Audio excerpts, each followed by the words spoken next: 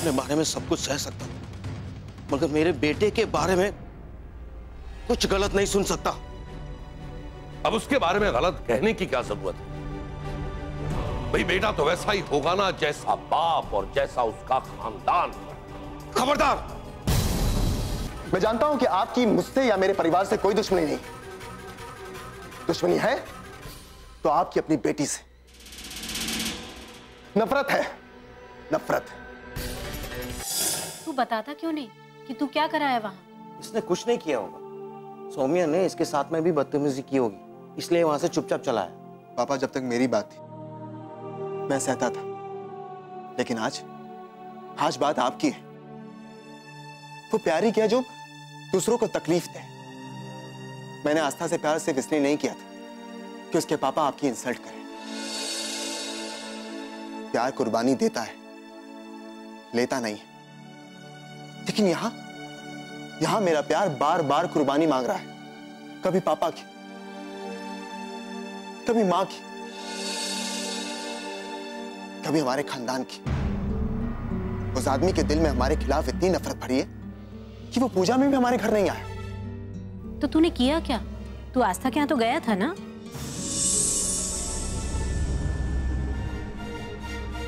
रिश्ते तोड़ने गया था और सारे रिश्ते तोड़ आया। प्यार, रिश्ता, भरोसा, उम्मीद, सब कुछ। ना प्यार रहेगा, ना रिश्ते बनेंगे, ना भरोसा करूंगा और ना ही किसी की उम्मीद पर जीऊंगा। पापा, आप लड़की देखिए और जल्दी मेरी शादी करवा दीजिए। ये लड़का क्या कर रहा है? अरे रिश्ता तोड़ने की क्या जरूरत थी? आस्था बहुत अच्छी लड़की है। जहर सोने के प्याले में पीने से अमृत नहीं बन जाता है। आस्था चाहे कितनी भी अच्छी लड़की हो, लेकिन तब भी वो एक बददिमाग अमीर बाप की बेटी है। बेटे, शादी के फैसले कोई कहानी नहीं होती जो लिखी और मिटा दो। कहानी ना सही, अफसाने होते हैं जिनका एंड नहीं होता।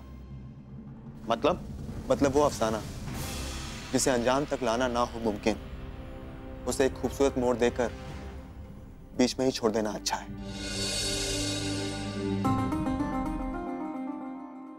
इसीलिए उस अफसाने को बीच में छोड़ाया।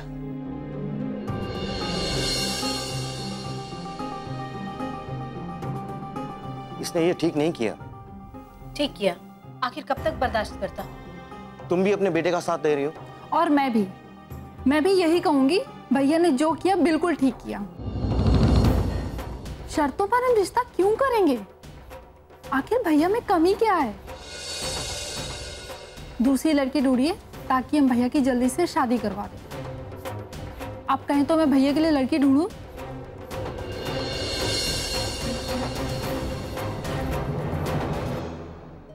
मैं जानता हूं कि तुम लोग मुझे गलत समझ रहे हो। तुम लोगों की नजर में मैं विलन। मैं तो आज तक आपको नहीं समझ पाई। अगर मुझे समझना है तो पहले मेरी भावनाओं को समझो। भूमिका में गलत नहीं हूं, सिर्फ मैं अपने आप से भाग रहा हूं। और ये लड़की बार बार मेरे सामने अतीत का आईना रखती थी। मैं अपने कल को भूल जाना चाहता हूं भूमिका। उस बेचारे ने तो ये झगड़ा खत्म करने के लिए आसमा से लड़ाई लड़ ली, जिसका नतीजा ये हुआ कि उन दोनों का रिश्ता टूट गया। हर जगह हर तरफ वही कॉम्प्रोमाइज करती है, अपनी खुशियों की परवाह ना करके आपकी इज्जत के बारे में सोचती है। आपको तो जरा सा कॉम्प्रोमाइज करना है। अगर यूएस नहीं जाना चाहती है वो, तो एक बार आप उसकी बात मान के देखिए ना। वो आपको बहुत प्यार करती है, देखिएगा आपके लिए वो क्या क्या कर देगी।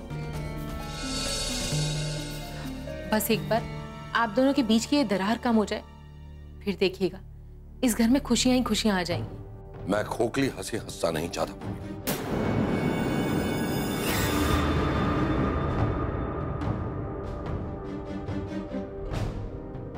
कौन समझाए, हर वक्त अपनी मनमानी करना चाहते हैं।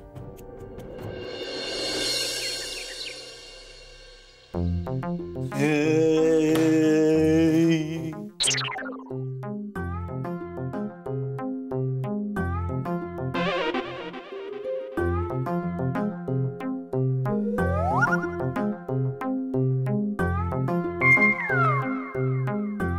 प्यारे, सारा दूध पी जाएगा क्या? मॉर्निंग टाइम है, सबके लिए चाय कॉफी बनाने का टाइम है, उसके लिए भी तो बचा के रख। अच्छा ठीक है, ये लो थोड़ा सा लगावे लू जब लिपस्टिक।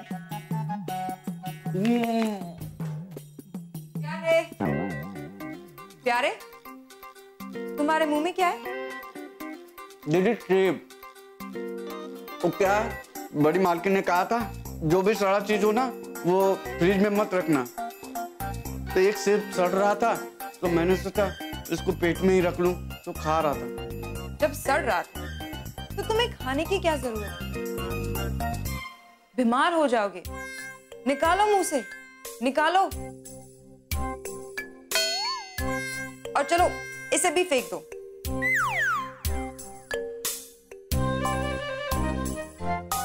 सही सुना था, झूठ की उम्र ज्यादा लॉन्ग नहीं होती है। मतलब ये दीदी कि ये सेब सड़ गया था, अब इसको फेंक दिया ना तो हो गया ना इसकी जिंदगी का द एंड। तुम क्या कर रहे थे? वही जो रोज करते हैं दीदी। जब तक घर के हर एक मेंबर को खाना नाश्ता न मिले तब तक हम कुछ भी नहीं पीते हैं दीदी, पानी तक नहीं पीते हैं। हम सब जानते हैं। पापा के लिए चाय बना दी? वही बना रहे थे दीदी। दूध है ना? हाँ है ना दीदी। क्यों, आपको कोई शक है क्या? शक? किस बात का शक? मतलब दूध खत्म हो गया होगा, यही आप सोच रही हैं ना? हाँ दूध है दीदी, लेकिन एक ही कप है, एक ही आदमी को चाय बनेगी। तो कहा दूध वाले ने दूध नहीं दिया है ना अभी तक। चलो ठीक है, तुम जाके दूसरा काम करो, पापा के लिए चाय मैं बना दूंगी। दीदी आपको चाय बनाना आता है या हमको ये हेल्प कर देते हैं? अरे हाँ, मुझे चाय बनाना आता है। तुम जाके घर का दूसरा काम करो, पापा को मैं चाय पहुंचा दूंगी। अच्छा ठीक है, तो हम जाए? अरे पागल हो क्या, यहाँ खड़े क्यों हो? जाओ ना। ठीक है। अगर साहब को पता चल गया कि रोज घर के सामान में से आधा फ्रिज में जाता है और आधा हमारे पेट में, तो गड़बड़ हो सकती है।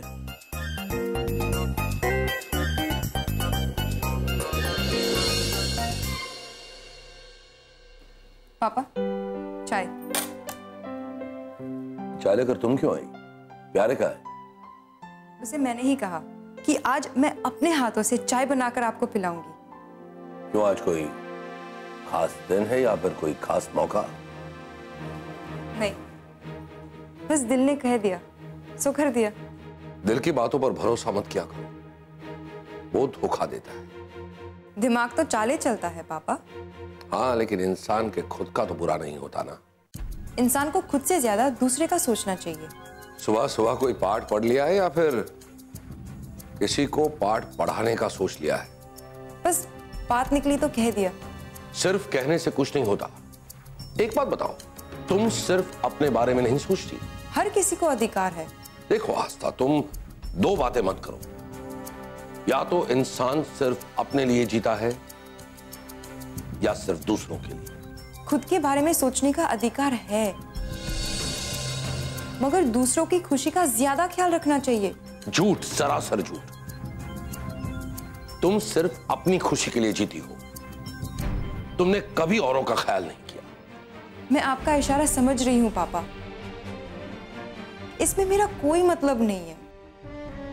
मैं अपनी टैलेंट को अपने ही देश में इस्तेमाल करना चाहती हूँ, देश के लिए, वो लोगों के लिए जिन्हें जिंदगी शुरू करने का कोई प्लेटफॉर्म नहीं मिलता है। मैं उन्हें एक प्लेटफॉर्म देना चाहती हूँ। क्या तुमने दुनिया का ठेका ले रखा है? हाँ? और तुम्हारे ऐसा करने से क्या होगा? ऐसा करने से अगर एक को भी तरक्की मिल जाए तो मैं सोचूंगी कि मेरी कोशिश कामयाब हो गई। पहले अपने बारे में सोचो। खुद तो कुछ कर नहीं पाई और दुनिया के बारे में सोचने चली। कोशिश करने में क्या बुराई है? देखो आस्था, जब कश्ती में छेद हो जाता है ना, तो सबसे पहले उस छेद को बंद करना चाहिए, ना ही कि उस कश्ती में और मुसाफिरों को बैठाकर उनके डूबने का खतरा भी मोल लेना चाहिए। किनारे पे खड़े रहकर कैसे पता चलेगा कि कश्ती में छेद है या नहीं? वो तो वही समझ सकते हैं जिन्हें अपनी कश्ती तूफान के हवाले कर दी हो। क्या बात है, बाप बेटी में बड़ा इंटेलेक्चुअल डिस्कशन चल रहा है। भूमिका, इसे डांट कर धमका कर समझाने की बहुत कोशिश की, लेकिन मेरी एक बात इसकी समझ में नहीं आई, तो सोचा कि चलो प्यार से आज इसे मेरी बात मनवा लूं। लेकिन मुझे नहीं लगता कि मेरी बात इसकी समझ में कभी भी आएगी। बात अंडरस्टैंडिंग की नहीं, मिसअंडरस्टैंडिंग की है।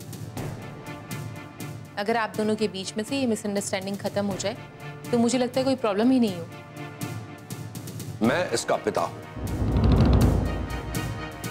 और इसीलिए इसे मेरी बात को समझना चाहिए और मेरी बातों पर अमल करना चाहिए। पापा, मैं समझदार हो गई हूँ। आपने मुझे पढ़ाया लिखाया ताकि मैं अपनी जिंदगी के फैसले खुद कर सकूं। आस्था, तुम मेरे ही घर में रह रही, इस बात को कभी भी मत भूलना।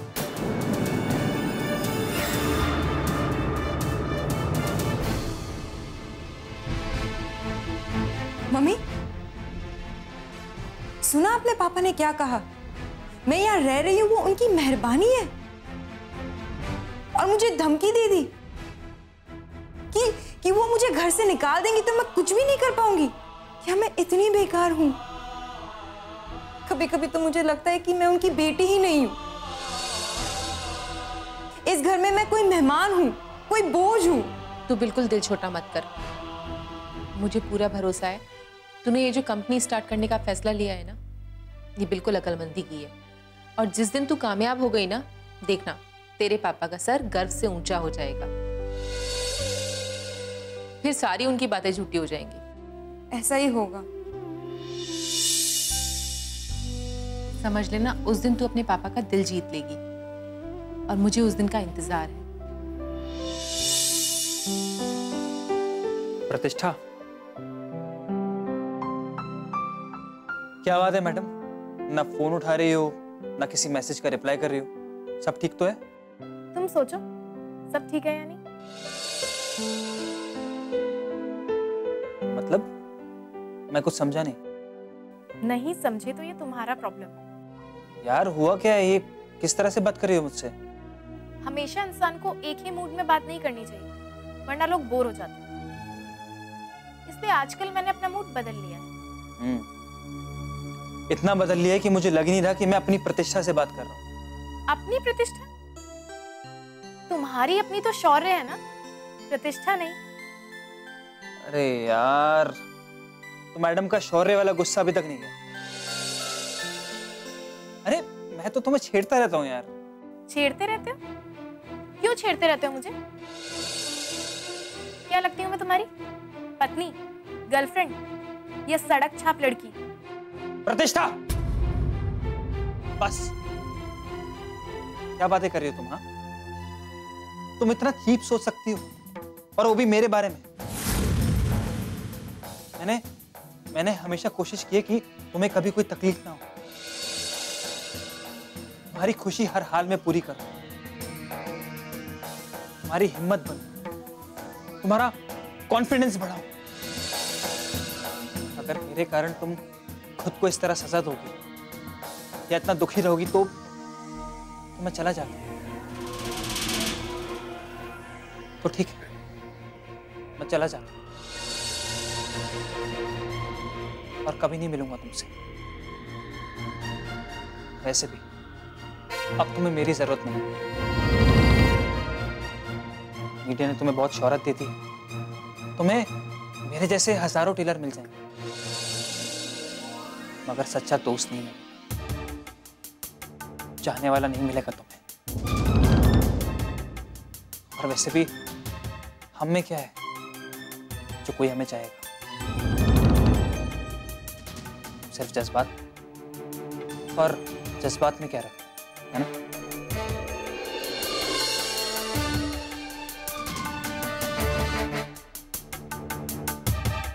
निशान, बड़े बड़े वादे किए और पल भर में सब कुछ भूलकर रिश्ता तोड़कर चले जा रहे हो।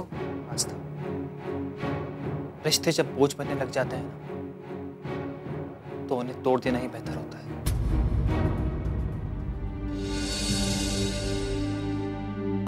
वरना वो रिश्ते जिंदगी को बिखेर कर रख देते हैं। जिंदगी के उन टुकड़ों को समेटते समेटते ही पूरी जिंदगी गुजर जाती है। बहुत फिलॉसफी झाड़ने लगे, फिलॉसफर बन गए हो क्या? भाई हम तो टेलर हैं, सिलना जानते हैं, चाहे वो कपड़ा हो या जख्म। बस बस मिस्टर, तुमने हर मोड़ पर प्रतिष्ठा का साथ देने का वादा किया है। अरे हमने तो साथ देने के लिए जिंदगी दांव पे लगा रखी है। अगर कोई हमारी जिंदगी को समझे तो सही। अरे सारा इल्जाम मुझ पर ही लगाओगे? प्रतिष्ठा, हम तो तुम्हारी कश्ती के मुसाफिर हैं, हमारे साथ सफर कर रहे हैं। जब कश्ती में मुसाफिर बढ़ने लग जाए ना, मुझे बता दे, तुम्हारे लिए मैं बीच मझधार में भी उतर जाऊंगा। बस निशान, अपने आप को इतना मत गिराओ। प्रतिष्ठा की जिंदगी में तुम्हारे सिवा किसी की वैल्यू नहीं है। आस्था, ये तो तुम कह रही हो, लेकिन ये मेरा नाम पता नहीं किस किस से जोड़ रही है। वही तो मिसअंडरस्टैंडिंग है जिसे दूर करना है। सच्चाई यही है कि जो लोग ज्यादा करीब होते हैं उतने ही उनके बीच में मिसअंडरस्टैंडिंग्स होती है, और जब मिसअंडरस्टैंडिंग्स दूर होती है तब दोस्त और ज्यादा करीब हो जाते हैं। ऐसा कुछ नहीं हो सकता। चुप रहो। चलो चलो, हाथ मिला लो, चलो। प्रतिष्ठा, आई एम सॉरी। तुम्हें सॉरी कहने की जरूरत नहीं निशान, इट्स ओके। अरे यार, तो इस बात पे तुम्हारे हाथ की वो स्पेशल अदरक वाली चाय मिलेगी please?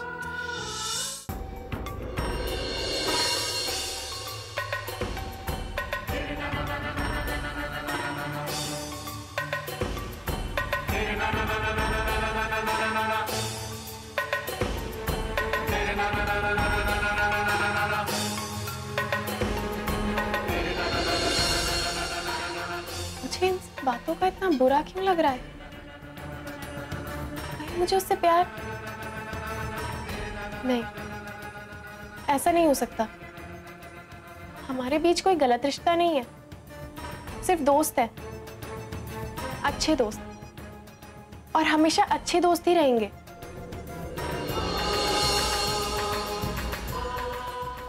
Shruti,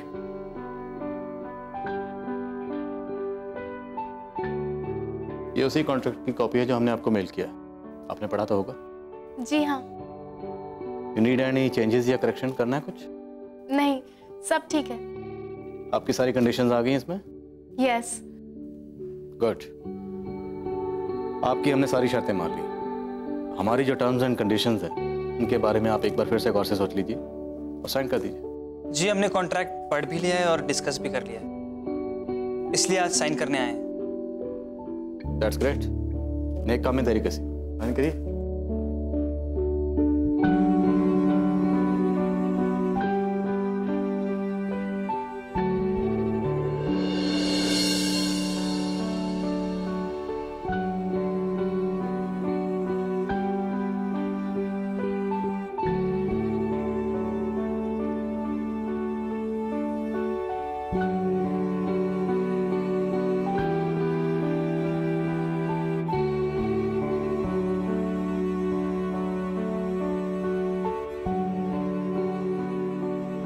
Congratulations. Welcome to Fashion Age. Thank you sir. Said. Sit sir.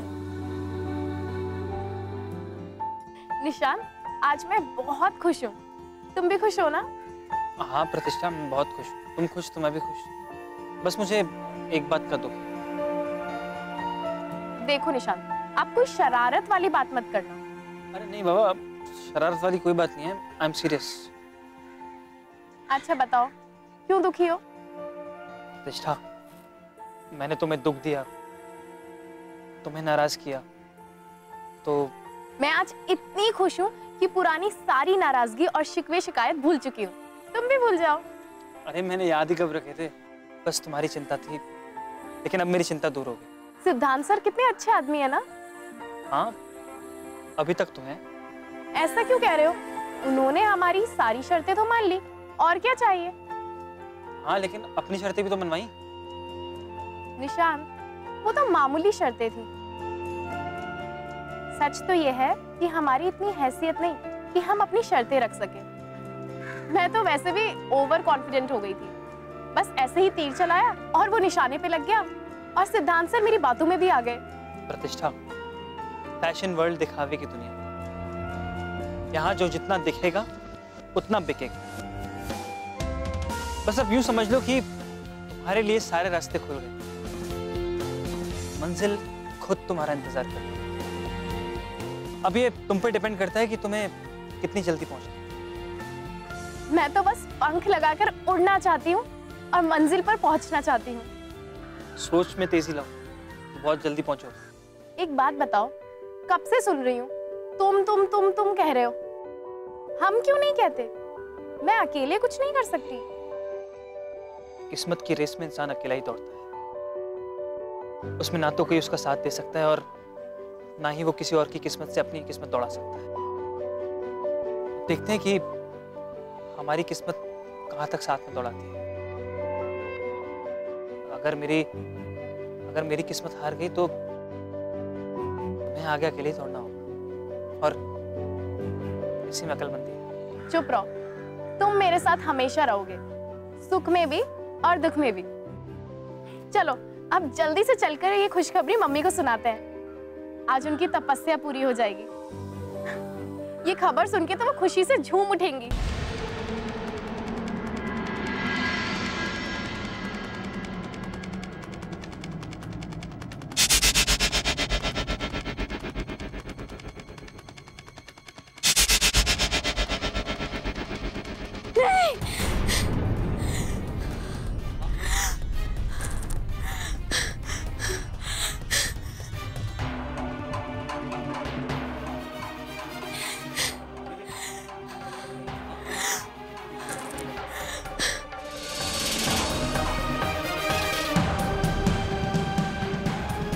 सौम्य श्रीवास्तव, कल वक्त तुम्हारा था, आज करिश्मा का है। तिल तिल करके मरने पे मजबूर कर दूंगी मैं तुम्हें।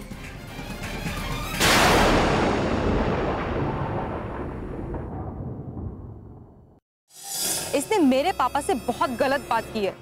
और तुम्हारे पापा ने मेरे पापा के साथ जो किया, क्या वो ठीक था? आसमान चुप रहो, मैं अपने पापा के बारे में कुछ नहीं सुन सकती। अच्छा, अपने पिता के बारे में बुरा नहीं सोच सकते, मगर ये क्यों भूल रही हो आस्था कि अभी तक उन्होंने तुम्हें बेटी के रूप में स्वीकार नहीं किया।